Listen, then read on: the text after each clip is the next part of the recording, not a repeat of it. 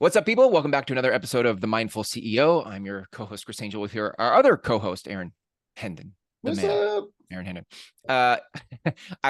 Today this is a workshop day in the podcast. We're actually going to workshop setting up sort of our framework for the Mindful CEO. Like how frameworks, I think, are helpful. I think they help us to sort of focus look, mindfulness is a really big topic. So by distinguishing what we think is important, it actually gives us all a place to meet around and talk about, rather than being out in the weeds about, something we're not in alignment with. So I think the other thing that the framework does is it creates edges. Otherwise if you're going to create a painting, you're going to have edges. Yeah, that's beautiful. One of the things it's funny, I'm old enough to have done mixtapes. Me too. I did mixtapes. Yeah. You did mixtapes and then burn CDs. Yeah. Okay. And mixtapes were, you had 45 minutes. Right. And I used to make sure that, there would be as little time as possible, so that if you were on one of those auto reversing yes, I love tape decks, it would just play. It wouldn't sound, like it was tight, because that was the framework, was the 45 minutes. And then you got a CD, and a CD was longer and didn't have to be flipped, but it also had an end. Yeah, that's good. Right. And then you needed to put on a tape, you needed to put the songs in a particular order. Right? Good. You couldn't shuffle a tape. Right. Yes. Right. You had the framework there was these songs go in this order every single time. And so there was a lot of, I really thought about this. A lot of thought went into each of those tapes. They had to flow particularly. Yes. But then when you got a CD, it still had edges.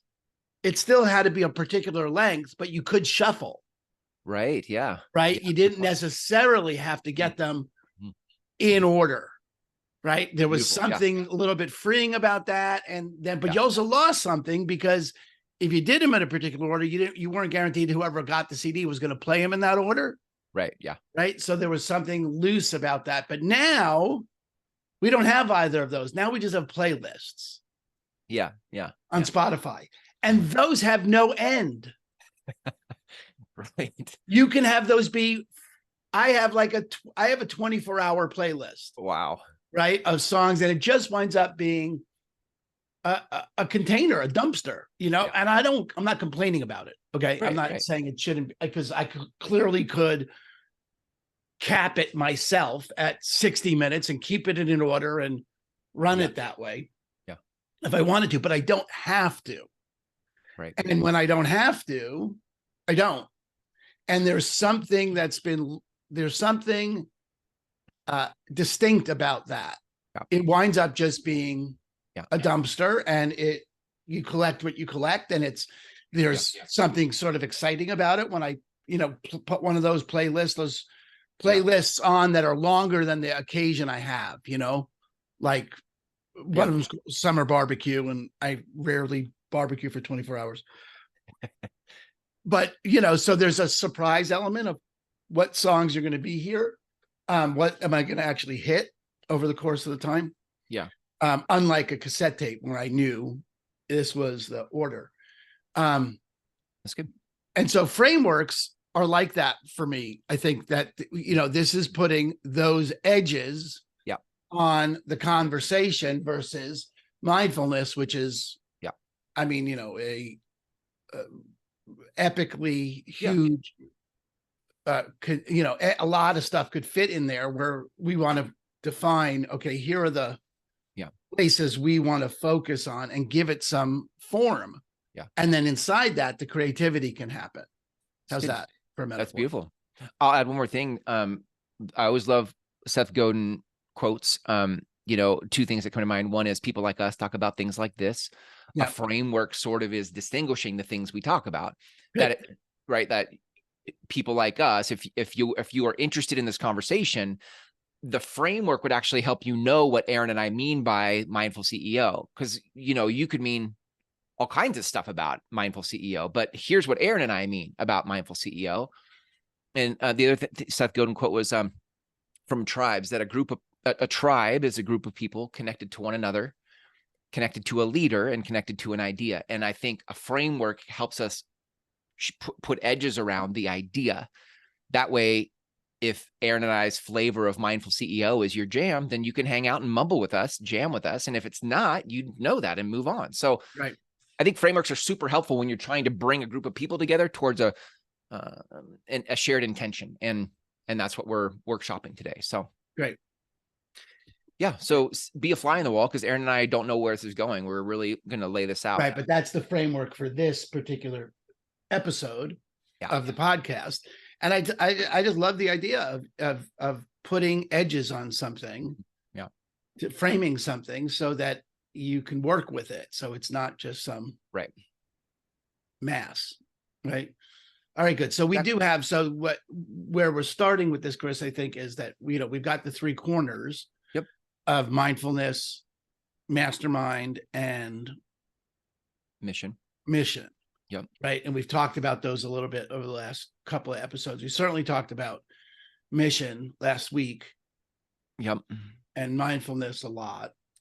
And then mastermind is the opportunity for multiple people to get together. I'd love to get that Napoleon Hill quote referenced in what we do. And I have that somewhere, but I won't go get it now. But that's the idea of mastermind, when two or more people get together, looking at a common goal. The force is unstoppable. Something like that. Yeah.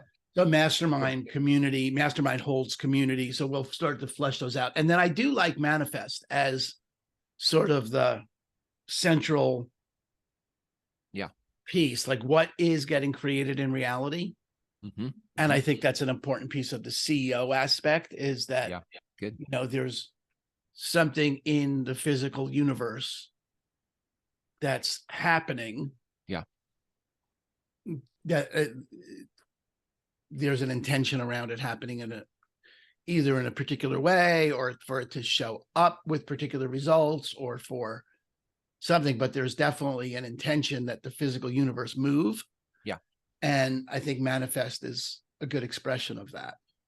Perfect. I love it. So then we could say we've got four edges, four corners, four edges to this framework: mindfulness, mission, mastermind, and manifest. And now for you and I to start digging into what I like to work in for. So with the four ingredients of mindfulness, what would you, and let's start there. What do we say? So you want to put four within each of the four?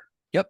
Okay. Yeah. They're like, how I learned it was like little Russian dolls, right? That are stacked inside each other. Like it's just and you, as a framework, it's awesome because you really can start to find the edges of the edges of the edges. Like, until you're like, this is granular enough. I don't need to go any further than this. Yeah, good.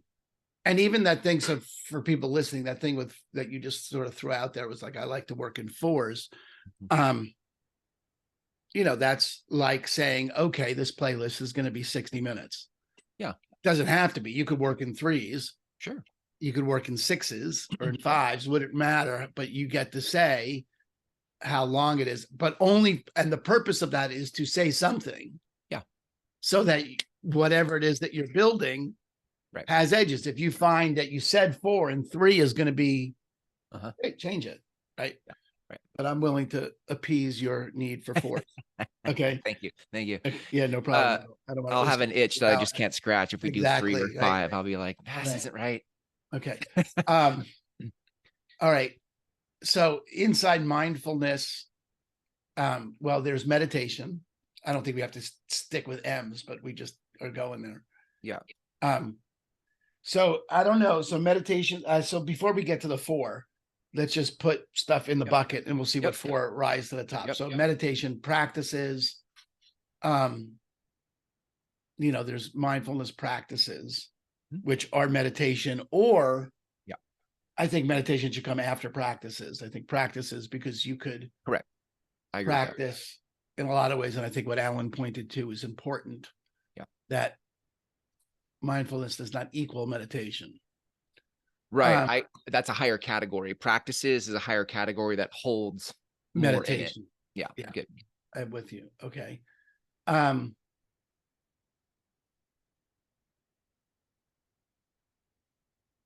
I don't know what else comes with Yeah. mindfulness. Well, so, and then we've talked before about the principles of the 9 principles, right? So we've got non-judging, patience, beginner's mind, trust, non-striving, acceptance, letting go, gratitude, generosity. We've got these. Is that 7 or 9? We got these things, and I would call those principles. Yep.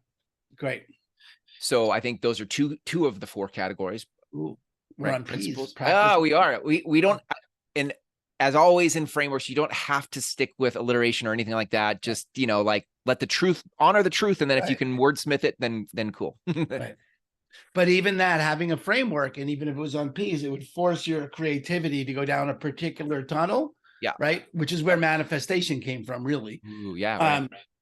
So, don't resist it if it's there. So, I mean, if the game then becomes find 2 more P's, there might be 2 more P's in mindfulness. So there's the principles, there's the practices. Yeah.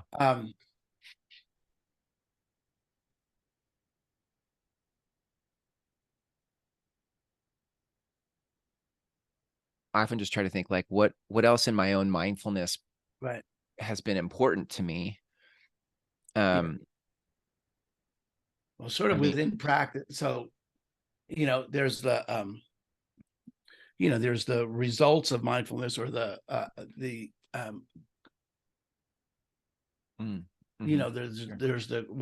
how it's impacted you, it's growth, but that may just be an outcome of practices. So I don't know. And you could certainly argue that,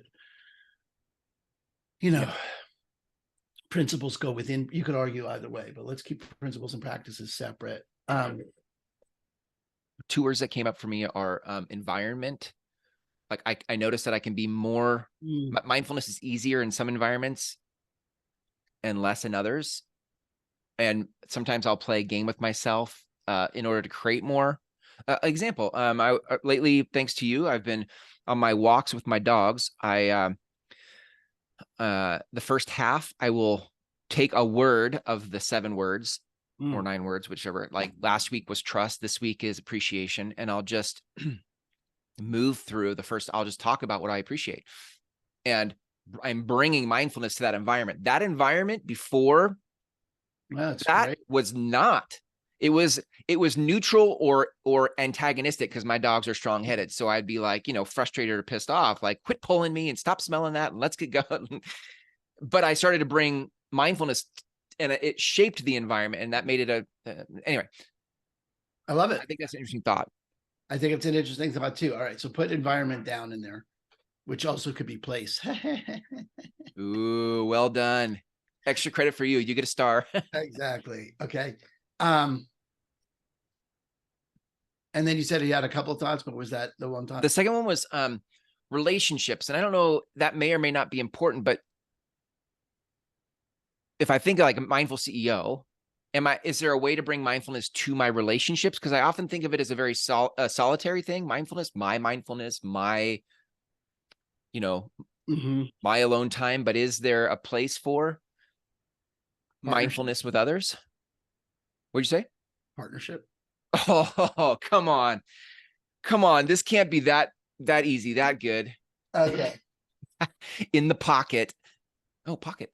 But that's good. But that's, in terms of CEO, right? The CEO aspect of this conversation, partnerships, right? I mean, just to keep it in peace, but right. Place, environment. Yeah. Which is distinct from Mastermind. I think mindfulness as a way of being with others versus Mastermind as a doing with others, to me, those are different. Yeah. I mean, the partnership aspect is, Mastermind for me occurs as it happens at a time and a place. Yeah. With an intention, and it's got, you're actually it's a verb. Yes. Right. And partnership is a noun. Nice. Okay. I mean, if we just looked at those principles, practice, place, and partnership, those feel distinct. They feel like separate edges. Number one. Yeah. Number two, they all feel important, at least worth exploring. building a playlist around. Like I could build a playlist around partnership in the sense of mindfulness. I could do that. That feels important to me. Yeah, I like it. Okay. All right, good. So, and then we'll see where those go, and we'll start to fill in those boxes. Yeah. Beautiful. Fill in from those edges. So that's I think just is just a teachable moment or a moment to observe. Just like, I think whenever I work with frameworks, this is sort of how it goes. Like I get a hunch that this feels important and it feels true in my lived experience, but I haven't fully distinguished it. So it's kind of a marker, and then it's a place to go deeper. But I think sometimes people think, oh, I have to have all the answers, and it doesn't work like that. I think you have a direction to go explore. And for example, like partnership, and now it's like, okay, let me go see what's in my lived experience about partnership so I can find the edges of partnership in my life. And how has mindfulness been a part of that? And this is how you distinguish your life. Yeah. And that's the point, is to give you a lens or a framework from which to see your life. And this is the aspect of mindfulness. Yes. Right. Good. Okay. So that's that. Okay. Let's move. Mission. Yeah. Okay. Mission. What's important about mission? Well, so, part of mission is your calling, right? And I think that's, and we've been using calling, mission, vision, purpose synonymously. Yeah. Right. So if we come up with another word, we can see which. And is true north for you the same as those? Yeah, totally. Okay. Authentic voice is the same. Okay. Right. That's good. Yeah. I think that's all, speaking to who you are as a human being, what inspires you, your mission, your purpose. What is it? What is it that you're here for? So that's all inside that container. So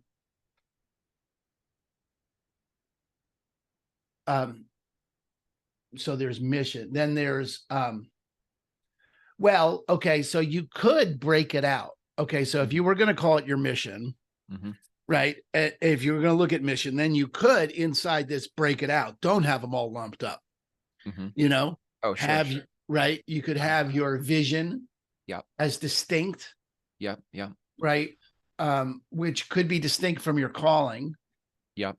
Right. There's a distinction. I just don't know how valuable it is to parse it out, but it might be like, you could have it as a hierarchy. You have the mission is the actions you're taking to fulfill your purpose, which is a direct outcome of your calling. This is like, this feels like the work that you and I started a while ago, like, with the concentric circles and the infinite game and the infinite game. Yeah. Essence, tipping point, mapping. Yeah. I mean, right. I think there's sometimes one of the places I'll go is I'll think about how is it typically taught now and what breaks down in the way it's taught now. If I think mission and vision often gets, I don't want to say diluted, but it loses the impact of cathedral building. Like mission and vision becomes a Lamborghini leaning process rather than what is the context that's worth my life. Like calling for me holds that. Yeah. Cathedral building holds that, but mission vision doesn't hold that. So I go, okay, well, I could see where it would make sense to talk about calling and purpose. Yeah. Because to me, that's distinct from mission and vision. Great. At least how it's taught in, corporate spaces. Yeah. Good. So then let's just put calling down as a aspect there, and calling / purpose, which is this.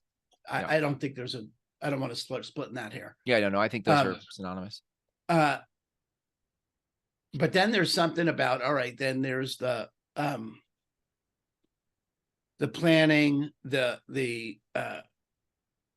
goals, the fulfillment, calling your shot of what are the games you're going to play to fulfill on that, right? Right. Like there's, so there's my calling, that people experience their own agency. Yep. people have the experience of their own agency. That's my calling. Then there's, I mean, you could say that's an infinite game as well. Yeah, right. Right. That's an infinite game. But then there's, I mean, you could say, you know, the games we play as a, you know, I mean, we're now completely, you know, blown alliteration, but unless you were going to go contest, calling and contests. I was thinking container. I was gonna have another C word in there, container. Okay. I don't mind container actually. But it's like that. It's like the games, you know, what are you setting up? All right, let's keep a container. Let's see what happens. And I do like that. You know, I like forcing my brain to think. When it's too much space, there's too many options, too many tunnels that can go down. Really, the thing with the mixtapes, I'm just going to keep going back to because I've thought about this before, you know, when in Spotify, I'm like, damn it, you know, like this has no end. I'm not forced into ending this. I like not having to deal with the order, you know, like the burning of a CD. Like I love the surprise of a shuffle. Anyway, putting a constraint on your constraint. Ooh, that's not bad. Okay, I could see where that would play, but I think container is constraints as well. But oh, constraints has such a negative connotation. But I see.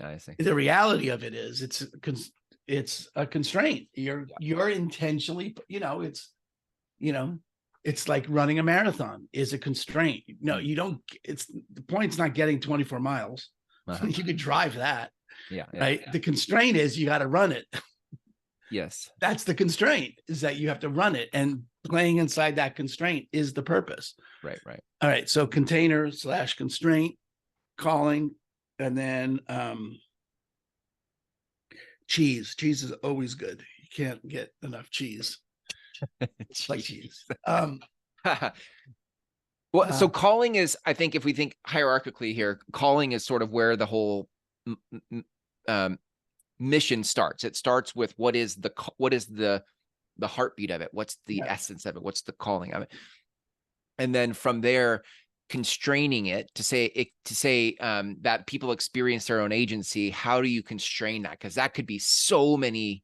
Yeah. What's the container you're going to put that in? What are the like that? Okay. And then I think you're right. Container is the constraint. So containers constrain it. So then now that I have a container that shapes it, now what's the next piece that would be important inside the container? In fulfilling mission. Well, the word that came to me was coaching. I mean, I'm just now thinking in C's, you know. But there's that. I mean, you know, and is that strategy to you, or what? Well, yeah. I mean, it involves action. It involves feedback. It involves a truing up to, you know. I don't know if the coaching's the right word there. I mean, it just happens to be a C word, but you know, that creativity is a C word that goes in there too. But I don't now. Maybe now we've just gone too far down the tunnel. But there is something about, okay, you now got the container. There's something about now the playing of the game. There's something about the implementation of that, and then the feedback and the feedback loop and the opportunity to continuously improve, and maybe that's what it is, continuum. But that sort of cycle, another C word, of action, feedback. Yeah. You know. Yeah. That feels true to me. If I thought just about the C words aside, just like, what is this third piece holding to me? It's the implementation of the creation of the calling inside the container. Like, okay, I have a calling. I've created some edges with a container. And now there is the creation of it. There's just the getting to the work of it. Like, let's go do it. Okay, good. And I think creation is a good C word that holds that. I would do that. I think that's fun. I'm in. Okay. And we can, that can be there for now. And if we find a better word later, but at least you and I know what we mean by that though. Yes, exactly. And then, so now you've created it. Yeah. Or you're in motion of walking it home. You're creating it over time in all right. Ongoingly creating it. Yep. And then you're, I don't know, critique. Yeah. I was gonna say like some kind of feedback loop, some sort of like, how do I adjust? How do I find my next gap? How do I adjust? Yeah. Keep it rolling. Uh-huh. In that direction, you keep expanding it, you keep fine tuning it. Mm-hmm. Yeah, right. I really like the idea of expanding. Like you can be in a creation for a while and stop looking forward. Right. But the idea that you're in a game of expanding is I like that quite a bit because it has future pull for me. And it reminds me to look up on the horizon and not just down in the trenches of where I'm going to work, Yeah. Well, if you were committed to doing it with a C, then you could do either, cycle of growth or continual growth. Yeah. And I think that would work there because you're, there's something about the cycle of it, the spiral of it, the upward trend, the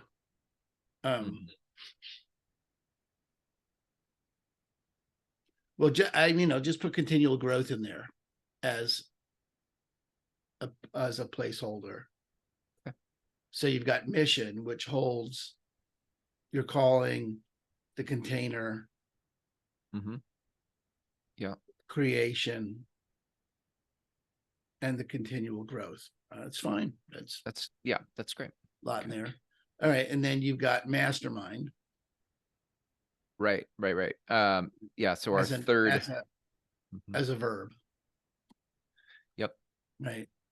So we've got mindfulness, mission, mastermind is the third sort of top level thing here. Well, what are the important pieces of masterminding, of mastermind as a verb? Authenticity. I was going to say shit that I think is important in there is, there's an openness, there's an authenticity, there's a rigor to it. There's a willingness to be contributed to. There's a courage that it takes.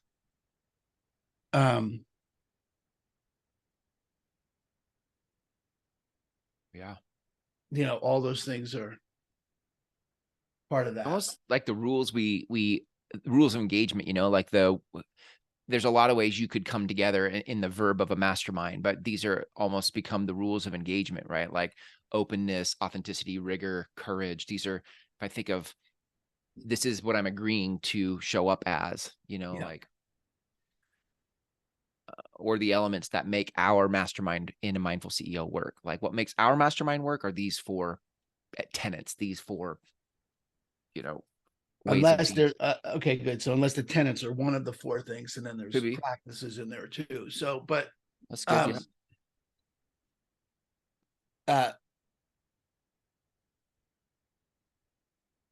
So there's the there's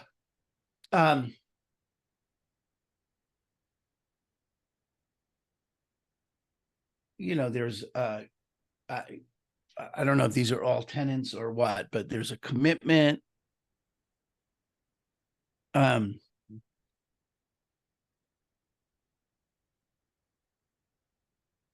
There's an openness, a wonder, a curiosity.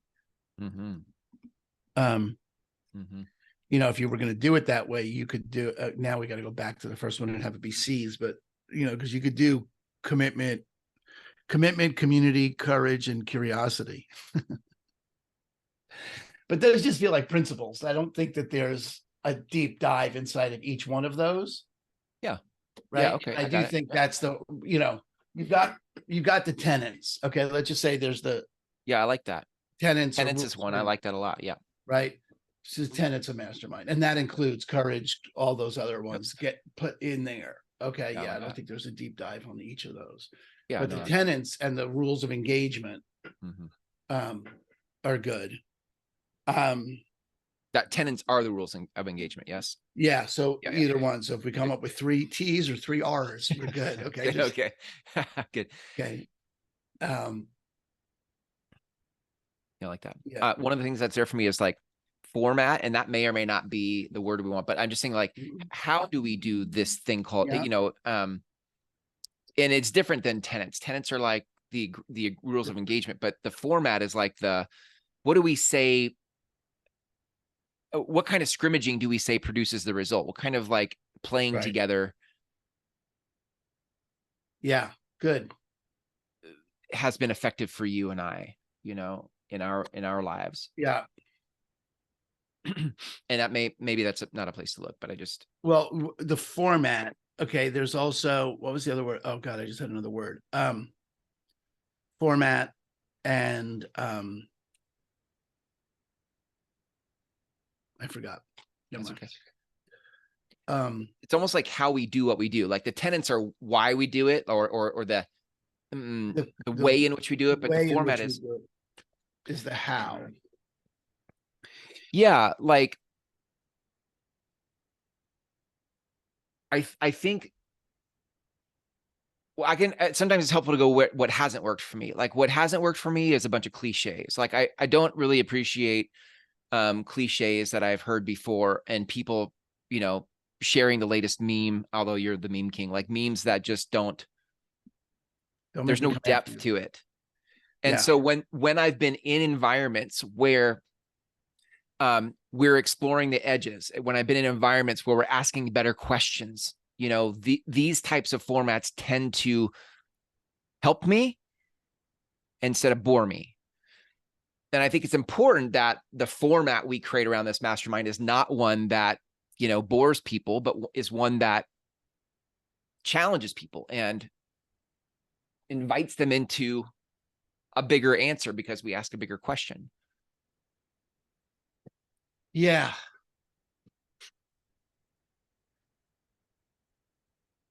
So in the mastermind. Okay, good. That's one way that I've been talking about the mastermind when I'm talking to people about it is it's a direction without a destination.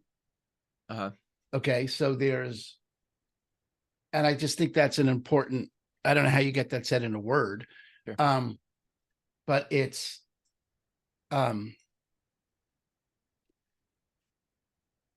process versus it's not process versus results oriented. That's not right.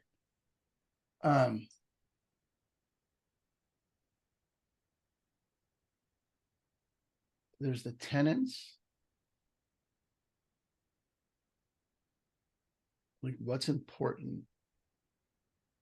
There's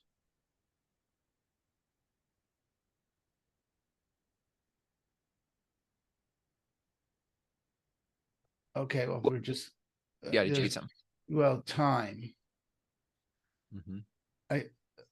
What's important about it's just nothing to distinguish about, although slowing down but that's not really a function of mastermind, that's more in mindfulness. Sure. I wanted to ask you about what has been powerful for you in the autonomy course that you're doing with Jeff. Like what are some of the things that have been powerful in that format? Yeah, great. Well, the quality of the questions that are raised, I think are great. And then is there a way that when the question is raised that you all wrestle with it? What do you do with the question? Do you journal it? Do you talk about it together? Is it? Yes. All different ways, as many different ways as you can get to grapple with the question. And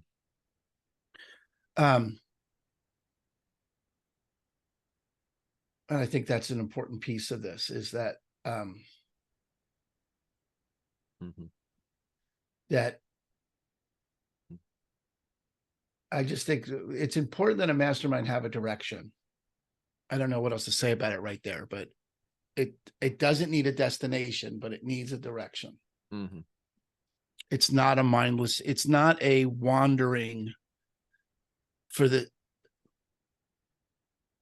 it's I just don't know how else to say it. It has a direction. Okay. So maybe this doesn't fit within the alliterative world, but well, I think it doesn't matter. Alliteration comes second. Right. I think if you saw tenants are one piece of this, and direction is another piece of that. I think those hold things. That does make sense. Things, right. Yeah. And then the other thing about direction is and that's one of the things that works in the autonomy course is that it's outside of me directing it. It's someone's got an idea of where it's going, and I'm willing to engage. So there's well, you could put engagement, engagement / enrollment as a separate piece or as part of tenants or what? I know. I think it's a separate piece. See, there's direction and then there's engagement. Like without engagement, I think engagement's important because otherwise you wind up with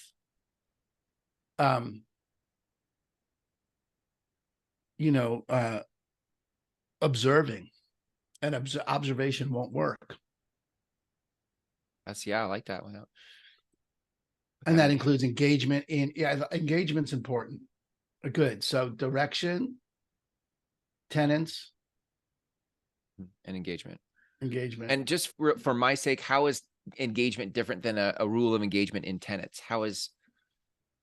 Well, good. Okay. So engagement is a call to you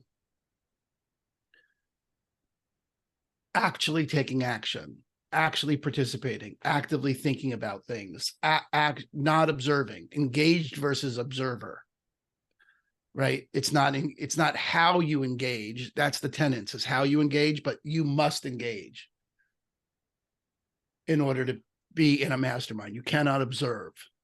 Does that communicate? I think so. They feel close to me still.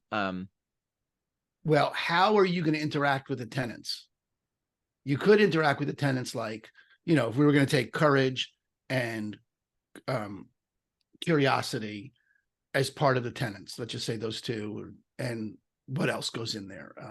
You had rigor, authenticity, fine. Curiosity. Authenticity, just fine, without getting it too many. Just say those 4 things are the tenets, right? Curiosity, rigor. That's how you would engage, but there's no necessary, it's not the same as calling for actual engagement. Okay. Right? Like you are participating in the mastermind and you're called, like, how are you going to display courage? Then I almost feel like tenants would fit inside of engagement. Like engagement is the bigger category here. Right. And tenants are a way in which you engage. Like, because courage is a way of engaging. Yes. Rigor, a way of engaging. Yes. Good. So I feel like you could collapse those tenets inside of. So then you have engagement and direction. Yeah. Right. Yeah. And then,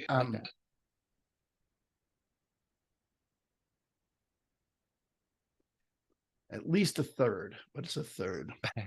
Side note, this is always my litmus test creating frameworks is like, how does it feel? Like a playlist, like when you're making your mixtape and you hear how one song transitions into the next, you're like, dude, that was a great transition. Love that. Yeah. That's how this is feeling. I'm like, this is. Well, the other thing in that, okay, good. Then, this could be how you engage, or it could be a whole separate thing, is serendipity.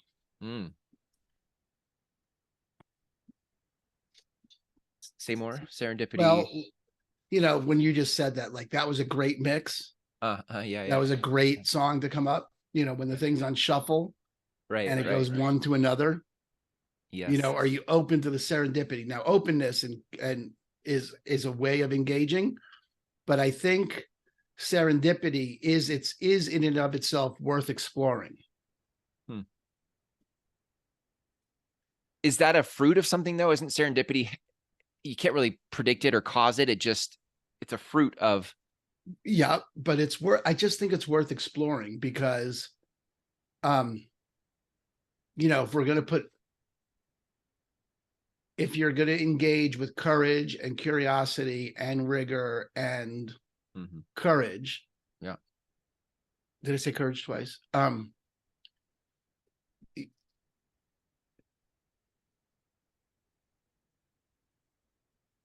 With wonder, serendipity may be an outcome. Or maybe serendipity is related to manifest, that the manifestation is good. Is the serendipity. Totally. Put serendipity under manifest. Good. I'm with you. I feel, yeah, go ahead. Well, there's also something about a requirement of Mastermind is a sufficient number of people. Now, can you mastermind with 2 like we are right now? Sure. And there may just be something like, as a tenant, respect, may come up as a tenant as well. I mean, we may just have 2. We have to have 4. Okay, well then keep going.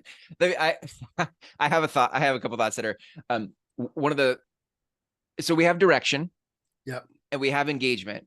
Yep. Then there is, which is how we're doing the verb of masterminding together. Like there's the way we're engaging. Then there are a couple other potential ingredients in there might be what is possible together outside of the mastermind. Is there collaboration? Is there some co-creation? Is there some, I'm not saying there has to be, but sometimes I think what we miss, the way it is now, is we jump into a mastermind and we're there for our own benefit to get what we need to get to go where we want to go. And we sometimes miss the possibility of what could get created with others who are already pointed in the same direction. Good. We just don't look there. So what, collaboration collaboration, creation? Yeah, I mean, we already have creation as under something else. So collaboration, I dig, as a worthwhile exploration. I could take that. I'm into that. Well, what else did you have?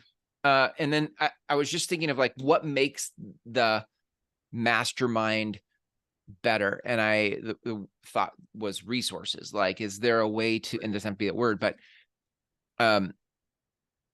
how do we pour fuel on this thing? How do we resource it? How do we expand it, level it up? Good.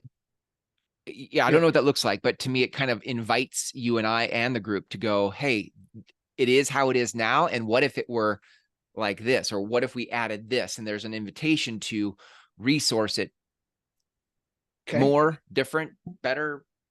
So we've got tenants, or no, sorry, we have engagement. Yeah. We have resources, direction, collaboration, and direction. Okay. Not set in stone, but okay. Definitely like direction and engagement. Hang on, I'm turning on the heater in my room. Okay. I definitely like direction. I definitely like engagement. Collaboration is interesting to me because of what it, I think, invites with the members of the mastermind outside the existing question that's being asked. Like there is some other relationship available here if you would just look at it. Yep. Good. And then resources is just kind of like another way to take it further. And maybe there's a different word for that, but again, not attached. Okay. I'm down. Okay. And I'm happy. I love to play with wordsmith in it, so I can do that later, but all right. Okay. And then manifest.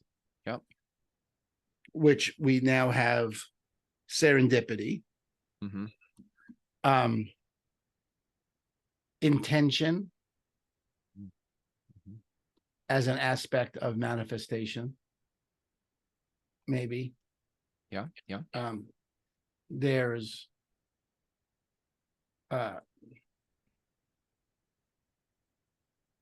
something like tending to the vibration. I was totally thinking frequency, vibration, somewhere in there. Like, how are you being causing the matter of the vibration of it? Yep, love that. Yeah. And then cause of the matter, I think, goes with intention. Mm-hmm. Okay. Right. So we've got serendipity, intention, vibration, and the word that showed up is fulfillment. As in the both, following through of something, or as in the feeling of something? All of it, both sides. So there's the experience of being fulfilled, and then there's the realization, what was the other aspect you just follow said? Through. The follow through, right? The fulfillment of it. Yeah. The action of fulfillment. And then there's the experience of fulfillment. And I think both sides of that word are worth exploring. Yeah. Cool. Okay. Nice. That came together quickly. That section came together quickly. So serendipity. And then for I don't know, I feel like we either want to get everything alliterated or none of it alliterated. I find it problematic that two are alliterated and two are not. Yeah, no, I couldn't do that. That would mess with my OCD on that. Right. I think we can go, sometimes that takes me just time to let it breathe and come back and play with words. So we can do that off recording, but I feel like we have something now. We found some edges. Yeah. To, what conversation you and I are hosting. Like we said, hey, Aaron and I are having a dinner party. The dinner party is called the Mindful CEO, or we're making a mixtape. It's called the Mindful CEO. And this is the conversation or the playlist we're hosting. This is, any conversation we have would be somehow connected to these four pieces and the pieces inside of those four pieces. Like everything could find its way back to here because we have edges. Yeah, everything would fit inside one of these 20 ideas. Yep. Or one of these 16. Yep. Ideas. So read them off.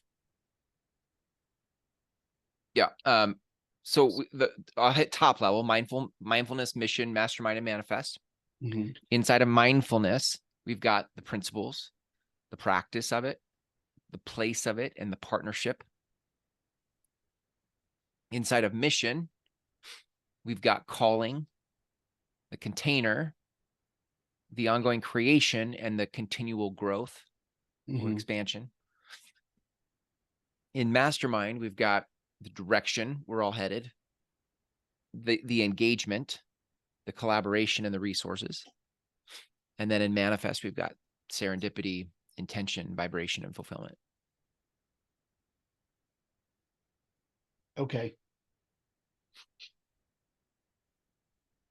Good. And I think you and I can play with that. You and I can sleep on it, but I think that's some pretty good work there. And I didn't know, I've never done this recorded, so that you and I could do this recorded is pretty, I think that's pretty good. That's pretty succinct. Yeah. Well, I think there's just to wrap this particular conversation, this episode up, I think the takeaway for anyone listening is, to be able to lay out your canvas upon which you're going to, create whatever it is you're out to fulfill, right? We're fulfilling a dinner party, a mixtape called the Mindful CEO, whatever your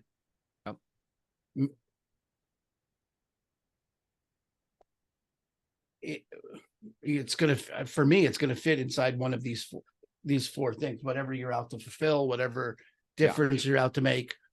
You could, it's important that you have a delineated canvas upon which you're painting, upon which you're constructing a set of materials. If you want to look at it like a sculptor, a list of ingredients, if it's a dinner party, you know, and then you want to look, I like dinner party also as a metaphor, just because, you know, you don't, you know, it doesn't make sense to serve, you know, you're not, there's, you want to make sure that each piece of the meal makes sense. Yeah. With each other piece of the meal. You want, you know, the importance of, of doing, of whatever it is, of laying out, you know, the, yeah, I do. I'm getting hung up that some of them are not alliterated. I can work on that. We can definitely figure that out. But the importance of taking the time to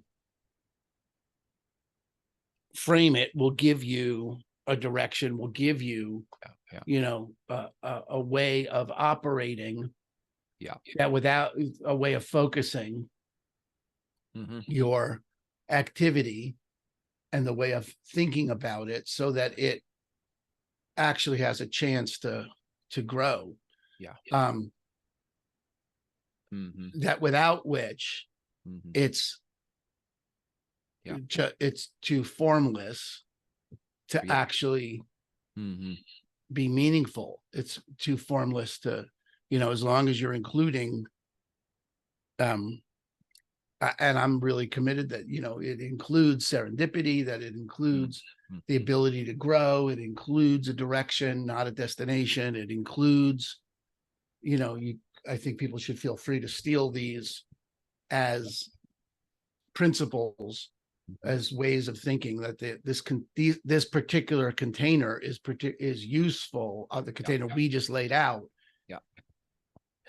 is how we think about things, so that we can actually, you know, I think about it like I think about lead gen for my business. Like when someone gives me a no, I'm never going to buy a house, right? Or I can take them off my lead sheet. I don't have to put my attention on those things because they're not going to produce fruit. So I can prune that. And, you know, it's funny. I think about like when I'm growing tomatoes, one of the important aspects of growing tomatoes is trimming those plants early enough so that the fruit that you do get, it gets sweet. If you just let the tomato plant just grow and produce anything it automatically is going to produce, you wind up with a plant that, first of all, is untenable. And the fruit itself isn't as good because it's not been, it doesn't, it has nothing really gets, the sugar never really gets developed in any of the plants. That there's just too much wild growth, and it looks like you're throwing away potential fruit, and you are throwing away potential fruit in service of the fruit that exists, because otherwise you wind up with, you know, just a mess. I'm thinking particularly in my garden this year, I didn't get enough work done early enough, and the tomatoes went nuts. And you know, you've got to, you know, same thing with any kind of fruit tree, you've got to prune it so that the growth of the tree, the growth of the plant itself is useful. And I want to point to, like, one of my challenges as the CEO of my life, let alone a CEO of a business, has been and was in my life, plagued by all the ideas that I see. Like, I think when you're a CEO and you have big ideas, I was afraid to prune any of them because I didn't know which one was going to take off, and they all felt equally important. You're like, and you're equally excited about all the new growth. You're like, look at that little thing grow, and look at that one over there. And the process for me of understanding a framework and how to create it was so liberating for me, because I had to go through the rigor of feeling into what are the key parts that feel most important to me, so that once I had them, I'm like, this is everything now that I interact with is going to find itself inside of these edges. Otherwise, it's not important to me. I'm going to prune it. But until I actually found the edges, everything felt important. And I gave my energy and ideas to everything. And then people looked at me like a dreamer who couldn't follow through because my garden was going crazy. I couldn't focus. Yeah. One of the hardest problems for CEOs is to focus. Yeah. Yeah. And we know that any business, you know, again, I think about, you know, my particular business of real estate is, you know, when you niche down, you get productive. Yeah. So focus is one of those words that may go into mission too, you know. Oh, that's good. Yeah.